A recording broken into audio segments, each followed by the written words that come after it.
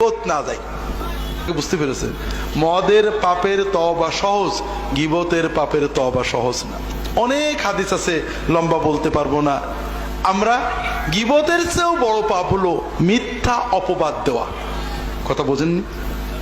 আর এটা আমরা দিই। আল্লাহ রাসূল সাল্লাল্লাহু আলাইহি ওয়াসাল্লাম বলছেন, মান ক্বালা ফি মুমিনিন মা লাইসা ফি আসকানাল্লাহু রাদগাতাল খাবালি হাত্তা ইয়াতিয়া বিমাখরাজিম মিন।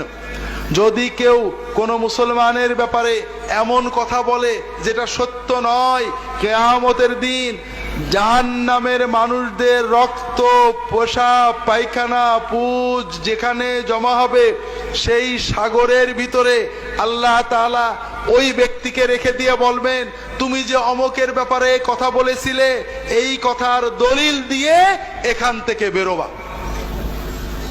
ভাইরা, একটু সচেতন হন। আমরা কি না বলি, বিশেষ করে যারা ইসলামী আপনারা এখানে আছেন, এক দল আর এক দলের বলি ও হলো ইহুদি খ্রিস্টানের দালাল, ও হলো আমলিগের দালাল, ও হলো কি বলে বিএনপির দালাল, ও নাকি অমকের কাছে টাকা খায়, ও সৌদি আরবের টাকা খায়, ও ইন্ডিয়ার টাকা খায়, ও অমক দলে চলে গেছে।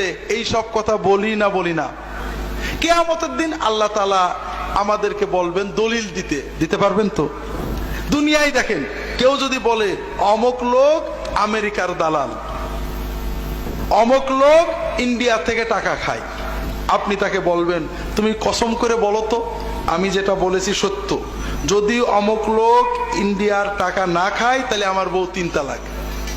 এটা কেউ বলতে পারবে? তার মানে ও কিন্তু আন্দাজে বলেছে, আর এই আন্দাজ কথাটাই হারাম।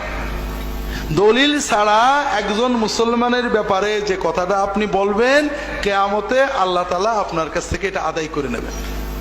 কাজেই ভাইরা, এই কথাগুলো, এই ধরনের কর্ম থেকে নিজেদের জবানগুলোকে হেফাজত করুন। আমিন।